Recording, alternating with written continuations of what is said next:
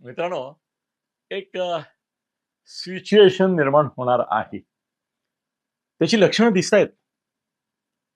ती लक्षणं कुठे दिसली? ती कामोठेमध्ये दिसली आणि अंबरनाथमध्ये दिसली. आणि ॲक्चुअली खरं सांगू तुम्हाला, काही-काही वेळेला मला संकोच होतो. असं वाटतं, की आपण स्वतःला फारच जास्त क्रेडिट घेतोय का? आपण फारच अगदी अमुक होणारच म्हणतो, मग तसं होतं. मग आपली अपेक्षा राहते, की अरे हां, मग लोकांनी आता आपलं कौतुक केलं पाहिजे. मी सांगितलेलं झालं तसं.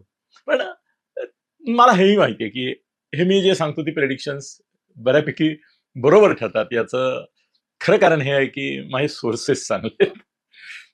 मला जो फीडिंग मिळतं, फीडबॅक नाही. फीडबॅक कसला असतो? मी काहीतरी बोललो, त्याच्यावर दुसऱ्याने काहीतरी प्रतिक्रिया दिली, तर ती फीडबॅक. पण मला जे मिळतं ते फीडिंग मिळतं. आता तुम्हाला एक भविष्य सांगू? भविष्य म्हणजे ज्योतिषी म्हणून नाही सांगतोय. राजकीय विश्लेषक म्हणून एक तुम्हाला भविष्य सांगतो. काय होणार आहे? निकाल कधी आहे? निकाल आहे 15 तारखेला मतदान करतोय आपण आणि 16 तारखेला आहे निकाल.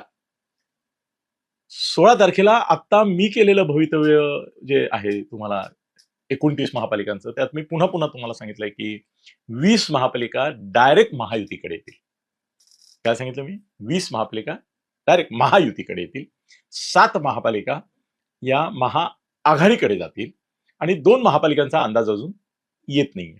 म्हणजे गोंधळ वाटतोय मला काय काय म्हणजे महायुती, महाआघाडी किंवा अजून एक तिघाडी काहीतरी अस्तित्वात येईल, लोकल आघाडी त्याच्यामध्ये प्रभावी ठरेल, अशी पण शक्यता आहे. असं झालंय बऱ्याच ठिकाणी. पण त्याच्यापेक्षा मला अगदी म्हणजे मी खरं म्हणजे बोलायला पाहिजे होतं आधी यार तुमच्याशी, की जे निवडून येणार आहेत ना, हां, भारतीय जनता पक्षाचे आणि शिंदेच्या सेनेचे सोडून, अजितदादांचे सोडून, कारण सत्ताधारी याच्यात आहेत. बाकी काँग्रेस, शरद पवार काँग्रेसचे आता येणार नाहीत, कारण आता शरद पवार काँग्रेस आणि अजितदादा एकत्र येतात म्हणजे ते सत्तेतही येणारच आहेत. त्यामुळे आता कशाला घाई करायची. त्यामुळे एरवी मी त्यांचं नाव घेतलं असतं, ते घेत नाही मी आता. पण वंचितचे, बहुजन समाज पार्टीचे, आपचे, अपक्ष मुख्यतः अपक्ष. महाराष्ट्रामध्ये माझी अपेक्षा अशी आहे, साधारणतः आता जे काही 29 महापालिकांमध्ये लोक उभे आहेत, त्यांची संख्या ही अंदाजित म्हणजे मला एक्झॅक्ट फिगर ऍक्च्युअली माझ्याकडे आहेत, लिहून दिली आहे मला कोणीतरी, की महाराष्ट्रामध्ये इतके नगरसेवक या 29 महापालिकांमध्ये मिळून आहेत. काही ठिकाणी 100 आहेत, काही ठिकाणी आता मुंबईमध्ये 227 आहेत, ठाण्यामध्ये आमचे 131 आहेत. पण ऍव्हरेज साधारणतः 100च्या आसपास धरलं तर 3-1 हजार आहेत. काही ठिकाणी कमी आहेत थोडे, म्हणजे छोटी महापालिका, ब वर्ग, अ वर्ग वगैरे, व्हॉट एव्हर इट इज. पण एक 3,000 लोक उभे आहेत, बरोबर. आता मी जे प्रिडिक्शन करतो त्याच्यामध्ये माझं प्रिडिक्शन असं आहे बरं का, महाराष्ट्राचं प्रिडिक्शन 29 महापालिकांमध्ये साधारणतः 250 ते 300, किती, 250 ते 300 अपक्ष निवडून येतील. ओके. मी तुम्हाला आता सांगू का, या 250 अपक्ष, मी छोट्या पक्षांबद्दल बोललेलं नाही अजून, मी अपक्षांचं बोलतोय. जे अपक्ष म्हणून निवडून येतील, जे कुठल्याही छोट्या मोठ्या पक्षाचं चिन्ह नाही, ते स्वतंत्रपणे उभे राहतील, एकटे उभे राहतील, पॅनलमध्ये असले तरी सुद्धा ते स्वतंत्र असतील, असे अपक्ष 300 निवडून येतील. या 300 पैकी आता सेव्ह करा व्हिडिओ, लिहून ठेवा, कशाला म्हणतो मी, सेव्ह करा मित्रांनो. या 300 पैकी साधारणतः 200 ते 250 आणि 250 जरी झाली संख्या मला आश्चर्य वाटणार नाही, कारण अगदी कडवट कम्युनिस्ट असेल कुणीतरी, कडवट MIM वाला असेल, कडवट, ते तिथे कडवटचं काय होतं ते बोलतोच नाही मी. तर ते वगळले तर साधारण 200, 250, 250, 200 ते 250च्या दरम्यान अपक्ष हे सत्तारूढ महायुतीमध्ये सामील होणार, म्हणजे पाठिंबा देणार, सहभाग होणार. काही ठिकाणी ते स्टँडिंग घेतील, काही ठिकाणी पदं घेणार, पण पाठिंबा देणार.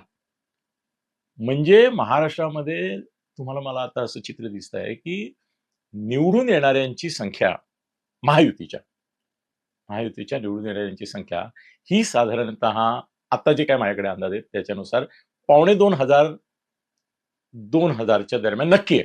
म्हणजे 2,000 मी मानायला तयार आहे, कारण मला यांनी आमच्या नेत्यांनी सांगितलेल्या आकडा 2,000 मिनिमम महाराष्ट्रात नगरसेवक निवडून येतील त्यांचे. हे 300 ऍड होतात, 2300 होतात, म्हणजे समोर 700 फक्त होतात. तुम्हाला अनेक ठिकाणी असं दिसेल, की महाआघाडी, मी आता थोडा गडबडलो काय माहितीये, मी बरोबर आहे 20 ठाम आहे महायुतीवर, पण 7 मी महाआघाडीला देतो ना, त्यात मला भीती काय वाटते, भीती वाटते मला, कशाला भीती वाटते, काँग्रेसवाल्यांना भीती वाटायला पाहिजे, की अनेक ठिकाणी जे अंबरनाथला घडलं ते होईल, जे कामोठ्याला घडलं तसं पण होऊ शकतं. म्हणजे निवडून येतील महाआघाडीमधून, महाआघाडीच्या पक्षामधून, पण एन बल्क काही ठिकाणी आता बघा ना, अंबरनाथला 100% 12 काँग्रेसचे लोक निवडून आले. त्यांच्यावर पक्षाने उपकार केले. काय केलं? त्यांनी काढून टाकलं. त्यामुळे ते मोकळे झाले. पक्षांतर बंदी कायदाच लागू झाला नाही ना. काँग्रेसवाल्यांच्या नेत्यांची पण कमाल आहे की नाही? अरे तुम्हाला दिसतंय की तुम्ही त्यांना पक्षातून काढून टाकलं, तर ते मोकळे झाले. ते समोर जाणार. ते भाजपात गेले. आता कामोठेमध्ये त्या एमआयएमने तीच चूक केली. त्यांनी त्यांना कारणेबाजा नोटीस पाठवून हे करून टाकलं. पण कायदा लागू असा पण होतच नव्हता त्याला. पक्षांतर बंदी कायदा केव्हा लागू झाला असता? थोडे इकडे राहिले, थोडे इकडे राहिले, तर लागू झाला असता. 6 एमआयएमचे लोक आले होते. ते सगळेच्या सगळे गेले ना, भाजपतच गेले. आता भारतीय जनता पक्षाने त्याच्यावर हल्लकल्लोळ झाल्यानंतर अशी भूमिका घेतली की बोले नाही एमआयएमशी कसा समजवता. आता त्यांची पंचित आहे. एमआयएम वाले म्हणतील आम्ही कुठे एमआयएम वाले आहोत, मुसलमान आहोत. पण तुम्ही काय मुसलमानांना हे करत नाही असं थोडंच आहे. आहेत ना तुमच्याही पक्षात मुसलमान आहेत की नाही, तुम्ही पण देता का नाही? मग आम्हाला मुसलमान म्हणून घ्या ना तुम्ही. आम्हाला कशाला एमआयएमचा शिक्का मारता. आम्ही पक्षात येतो आणि ते पक्षात आले. तिथल्या लोकांनी घेतलं पण. यांची बेआबरू होती की एमआयएमचे लोक म्हणून यांच्या हिंदुत्वाला धक्का लागतो म्हणून ते हे करताय. खरं म्हणजे यांना काही त्याची साधन सुचिता नाहीये. त्यांना ते आवडलंच आहे. काँग्रेसवाले आले त्याच्याबद्दल काय फारसा हे नाही त्यांचा. एमआयएम म्हणजे एकदमच बेआबरू झाली ना. त्यामुळे जरा थोडं सांभाळतायत. पण तेही आले तिकडे आणि इकडे आल्यानंतर तो कुणी असला तरी जर भ्रष्टाचारी जर पवित्र होतो, तर मग मुसलमान सुद्धा राष्ट्रीय मुसलमान का नाही होऊ?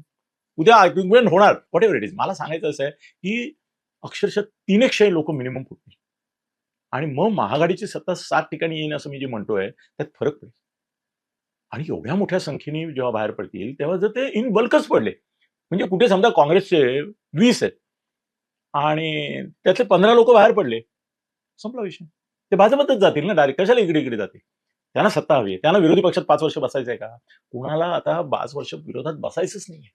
आणि दुसरा प्रॉब्लेम असा आहे की मुंबईमध्ये महाराष्ट्रामध्ये सत्ता यांची असल्यामुळे महाराष्ट्रात सत्तेचे फायदे जे आहेत ते तेव्हाच मिळणार आहेत ज्यावेळेला तिथल्या इंजिनशी तुमचा डबा जोडला जाईल. ही एक घटना अंबरनाथमध्ये काँग्रेसमधले काढले बाहेर, सगळे तिकडे गेले. ही अपक्ष काँग्रेसवाले, मी तर आता सांगतो मला बसपा, आप हं, हे जे छोटे पक्ष आहेत, रिपब्लिकनचे कुणी आले तर वंचितची सुद्धा मला शक्यता वाटते जातील. आणि 20 वेळी कदाचित 29 पैकी 2 वगळले आहेत. मी 2चं बोलत आहे मी, 27चं बोलतोय. 27 पैकी 20 वरून कदाचित 22-23 पर्यंत सुद्धा भाजप जाऊ शकेल. म्हणजे महायुती, सॉरी भाजप नाही नुसतं. त्याच्यात पोटविभागणी सांगेन मी तुम्हाला. हा एक नवा फिनॉमिना आहे की आता भाजपच्या बाहेर राहायला कुणी तयार नाही. अशी स्थिती काही महापालिका, एका विधानसभेत कुठल्या तरी झाली की एकही विरोधी पक्ष नेता म्हणजे विरोधात आला नव्हता. एक आला होता, तोही सत्तारूढमध्ये झाला. त्यामुळे संपूर्ण याच्यात विरोधी पक्षात कुणी नाहीच. अशी स्थिती महापालिकांमध्ये होईल की काय अशी शक्यता मला वाटते.